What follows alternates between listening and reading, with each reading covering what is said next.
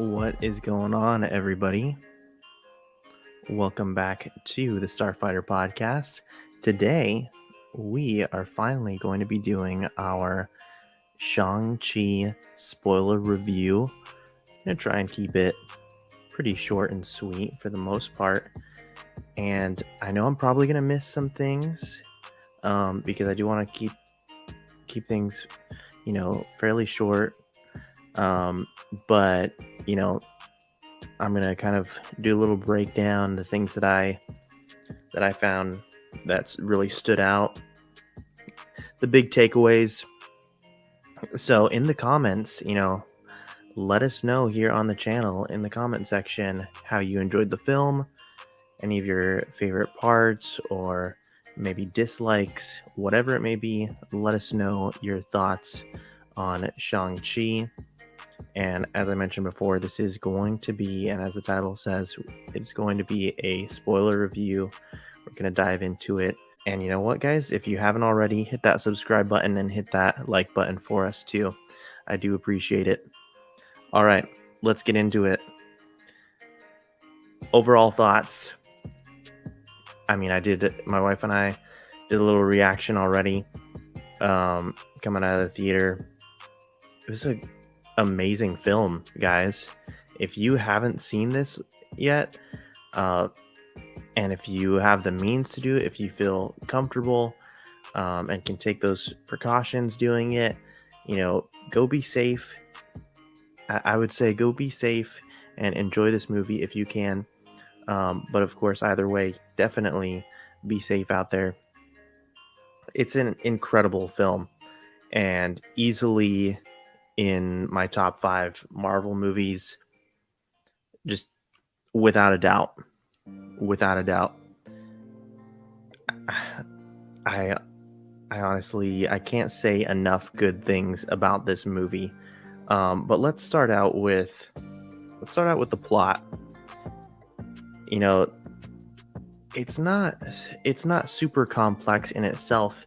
It's more of a simple story, and I would say the entire cast really shined, and I would say it's almost as much of a Wenwu, the father's story, as it is Shang-Chi's story, because really it's about this man who has this craving for power, but then he falls in love.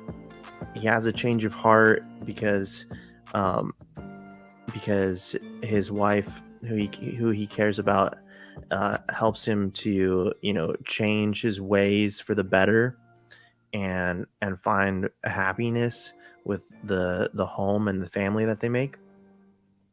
And then when she's taken away, she's no longer in the picture, he goes back to his old ways, but he's now thinking that this is how it should have been all along. He even uh, and he thinks that he is like in his right mind, and is justified going back to kind of the more violent, aggressive course. And his reasoning is he thinks it's going to bring his wife back, actually, when we all know that's not the reality of it. And then on the other side, we've got the son who, the expectations were always there for him to take on the responsibility of wielding the 10 rings and kind of following in his father's footsteps and carrying on this legacy of the 10 rings and the army. And so that's really the basic plot, and it all comes together and plays out so nicely with this amazing cast. Simu Lisu he's incredible. The actor, all the actors all across the board did a fantastic job. The sister, I thought she really stood out, but it's really everybody. It's the father, mother, sister, and Aquafina as well. His friend Katie. They all did an incredible job. Can't say enough good things about them. The family dynamics, I think, is what truly shined in this film. I think that's one of the biggest takeaways, and they did it so well, and it's not an easy thing to do either. Um, and as most of us being more average viewers, we take certain things for granted. But the directors, the writers, storytellers, they're playing in like this window of time that they have, and it's great what they're able to do with the family dynamics and break it down, be able to expand on Shang-Chi and his mother, kind of like their story, then his, what's going on with him and his father, and then the brother sister relationship. Oh, and the father mother relationship. It's just, it's really great, and all of it on the surface is fairly simple, but then the complexity um, comes in when you really are able to dive in, and in these flashback scenes add so much they added so much context to the story and so much depth to the characters. It was just very well done, and I loved seeing all of these relationships unfold, and I thought it was just so powerful, really packed an emotional punch, many times actually. We'll circle back around to that a little bit. Um, but the humor in this movie, I feel like we kind of get, you know, I guess our typical Marvel humor, and it works. It definitely works. In particular, I like the train scene. We see most of it. I don't know about most of it. We see quite a bit of it in the trailer. Um, but when the fight breaks out and the guy's like, um, oh yeah, he's like, "Yo, what up? It's your boy Cliff," and he's like, he's like recording the fight and talking to like his Instagram chat or whatever it is. Um, and what was cool about that too, and interesting, um, that character, it seems like a very like very much the comedic relief in the movie at that time. But what it was interesting too is to see that it also served a bigger purpose, because then that played out later, because people knew Shang-Chi as the bus boy, being the guy that fought like this mob on the bus, because the video went viral, and so people started to hear about him. So it served a bigger purpose later on, which was kind of cool. Also, of course, we've got to talk about the old fake Mandarin, um, coming back, and actor's name escapes me, but coming back from Iron Man 3 and seeing him again. I think a lot of us expected to see a little bit of a cameo from him, but it wasn't like too overdone, which was nice. In my opinion, I could have used a little bit less, but honestly, he probably had less than 10 minutes in the entire film when you go back, and I've seen it twice so far. And yeah, he is probably less than 10 minutes, and it wasn't just like, yeah, his scenes definitely had a lot of humor to them. Um but I thought it was great, and it added to him and the relationship of what was his name? It starts with a M, but it's escaping me. But the chicken pig is what they were calling it. Um, Man, that's gonna bug me. Anyway, kind of irrelevant because he's not a big character, but the little furry creature. You guys will tell me in the chat, and you'll let me know how you liked that little funny creature. Also, we got to talk about the CGI. It had its moments where it wasn't as as good. Um, in particular, like those weird looking horses when they get to Talo, they weren't. They were a little bit weird. But I thought for the most part, the creatures and the CGI was very good. And I thought the dragons were pretty decent towards the end. Especially thought that like those huge lion type creatures looked really good, and they were awesome too. You got to see them in action a little bit, and that was a lot of fun. Let's talk also about the action sequences.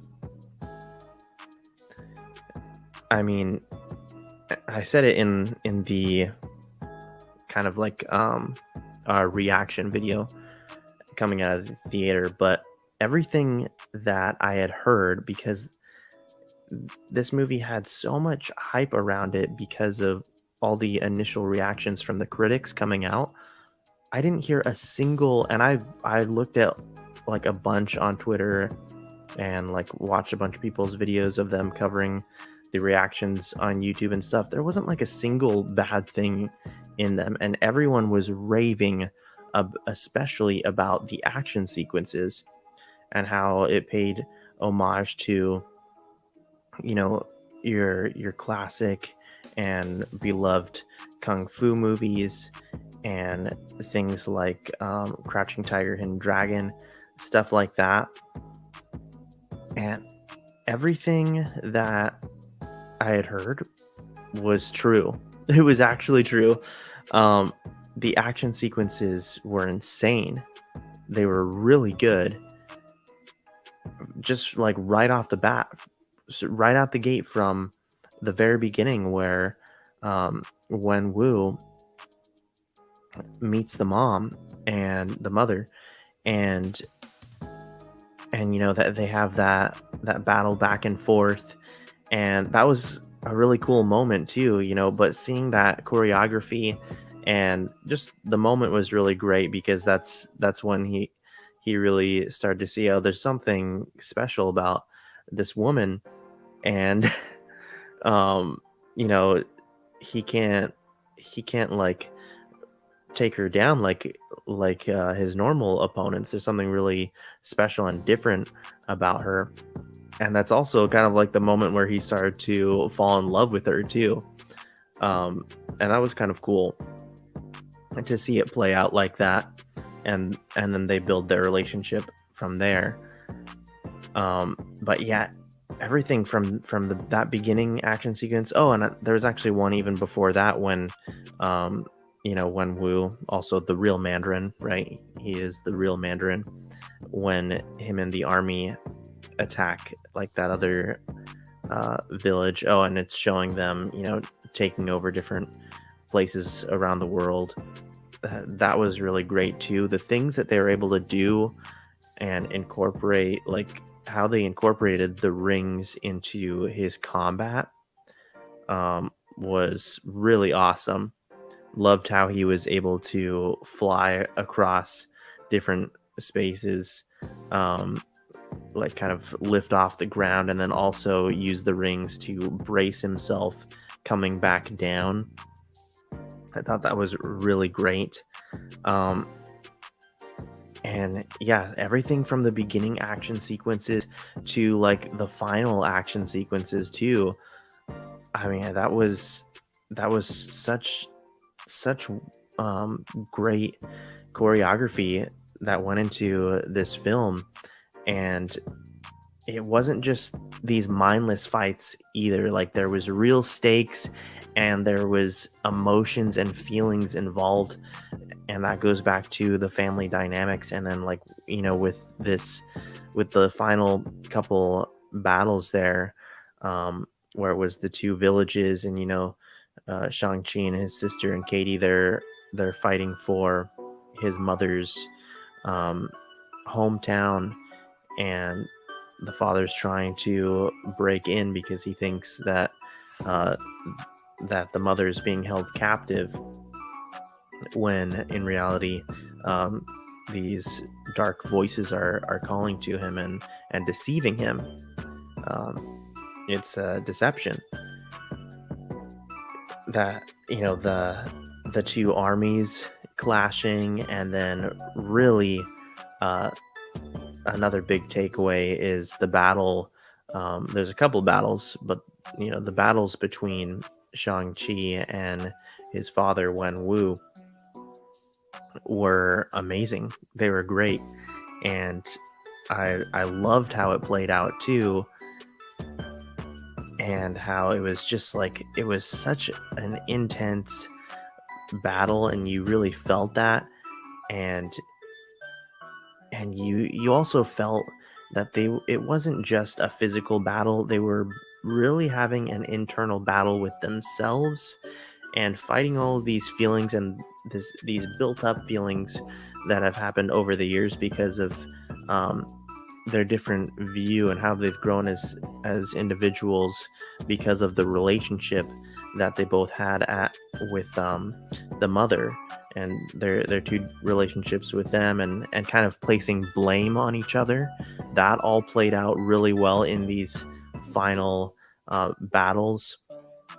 And of course, in the end, Shang-Chi, he's not gonna go down. Like he's going to defeat his father, and he's about to, and then he chooses to set down the rings after stealing them from his father. He's able to use that move, the same move that his mother does in the very beginning. Love that poetic, you know, um, the poetry of these scenes, and how it kind of comes back around full circle, um, and has that callback to the mother, and the moves that she performs in order to stop Wenwu in the beginning. Shang-Chi is able to do that. He's able to take the rings, and then he can finish his father off. He can take him down, and then he chooses to throw the rings down on the ground, um, and say enough. We're not doing this. We're done, and your family needs you. You need to stop. Mom's, she's not coming back, and your family needs you here and now. And I feel like it was starting to get through to him. And then just as it was starting to get through to his father, and he was coming to the realization of everything, that's when he was attacked by one of those monsters. And as the life is getting drained out of him, he he gets it. It's that light bulb moment, but uh, it's it's crazy because, and yeah, I mean, it strikes a chord because it's that light bulb moment, but it's too late. You know what I mean? It's too late. His time is up, and he just has barely enough time to finally pass on the 10 rings to his son, and knowing that Shang-Chi is going to use them for good. And yeah, I mean, it was beautiful. It was really good. This is a beautiful story. But all that being said, and we'll close out this review soon, but all that being said, I've got to talk about my favorite scene for a moment. And I think I think it's the best scene. And to me, the best scene that really, I think, had a really big impact on me, um, was one of those flashback scenes. And these kids, um, they do an amazing job. The little boy and the little girl that play Shang-Chi and Xialing, um, they do an incredible job as well. So props to the entire cast. But the best scene, in my opinion, was when Wu took Shang-Chi to go and um, initially like avenge his mother's death and take out those guys um, at like the bar. And why this was such a powerful scene is because we were watching this all play out in front of this little boy's eyes, Shang-Chi, and I mean it was a dark scene, and it was very intense. Without seeing a whole lot, you felt everything that was going on. And he sees his dad take out most of that gang who attacked his mom. And his dad is, he's going off. He's extremely mad and vengeful. And then at the very end of that, to close out this scene, he goes up to Shang-Chi, and he says to him that a blood debt is paid in blood. And will you help me, finish this? Will you help me avenge your mother's death? And you can see that the little boy, that Shang-Chi, is like conflicted, because even at like there's just so much innocence, you know, in this little boy. And even with that innocence, of course, and that maturity level, not having much life experience, he knows that it's bad, and he's scared in that moment too. But he loved his mother so much, and you get that throughout the film. But he also loves his father so much. And generally speaking, a good son, like, does like never wants to disappoint their father, um, and wants to make them proud. And so he's battling that from a young age. And it kind of goes back to what I had said. What was one of my big takeaways in Black Widow, was also, when young Natasha has to, help her mother steer the ship in the beginning of that movie. And everything, her life is just changing dramatically in that one scene. um, it reminded me of that a little bit too, because it's just like this thing that they've been doing, showing us that, from that young age, that these characters' lives, um, they have, like, there's so much stakes involved, and the circumstances are just so unfair and cruel, really. And it molds them into the person, the character that we come to know and love.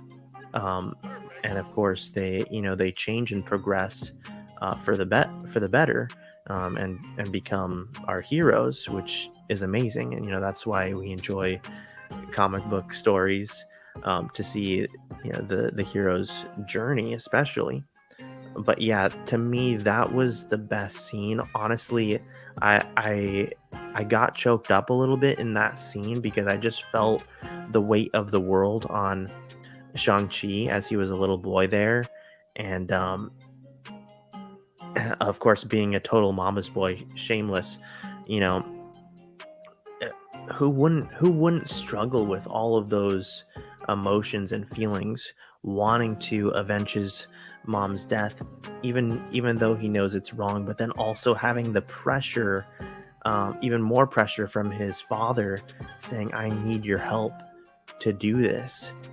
And his father teaching him something that's completely wrong, um, to go and take revenge, instead of being the better person, and being better than all of that. So to me, that was the best scene of the movie, in my opinion. I just thought it was incredibly powerful. Um, but yeah, as we come to a close here, I really enjoyed this movie. Last thing that we'll talk about briefly is the post-credit scene. And of course, we see, Wong take both Shang-Chi and Katie, and he talks about how he takes him through like the portal thing, and he talks about how the ring sent off a beacon or something, some kind of signal, and the the post credit scene rolls, and we get to see Captain Marvel and Bruce Banner, and Bruce is no longer Hulk, and that's something that everyone's talking about online, like, um, because last time we saw him, he was Professor Hulk. So how did he get out of that state? We don't know. We don't know how, when, why. So that was interesting. Also, it kind of makes sense that both Captain Marvel and Bruce were there because they have, experience with their background and studies and stuff like that. I thought it was cool. I mean, it wasn't like anything too crazy, but just like really interesting because I didn't really expect that. Um, and I think it opens up a lot of different doors and opportunities to maybe see some of those characters like Wong, Captain Marvel, or Bruce, maybe hanging out with Shang-Chi later on more in like shows or sequel movies, whatever it may be. But yeah, pretty good post-credit scene. Also on the topic of Hulk, it was cool to see Abomination for just a little bit. Um, it was pretty cool. Hopefully, we'll get to see a little bit more of him. Actually, I do believe we will be seeing more of him in the She-Hulk show. I had heard that. But yeah, guys, I think that's pretty much going to wrap up this review. I had a blast talking about this movie. I hope you guys enjoyed the review. I again, I can't speak like highly enough about Shang-Chi and the Legend of the Ten Rings. It was an incredible film. My wife and I had a blast watching this movie. Very entertaining, action-packed, heartfelt, and funny. It checks off all those boxes. The rewatchability that I always talk about, it's there. And yeah, I think two times is probably enough, but I can't wait to watch it again when it finally comes to Disney Plus.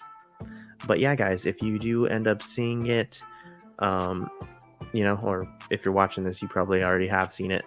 In either case, be safe out there, and enjoy yourselves, but be safe, and continue to check in on the channel and tune in because we'll be having some more shows very soon.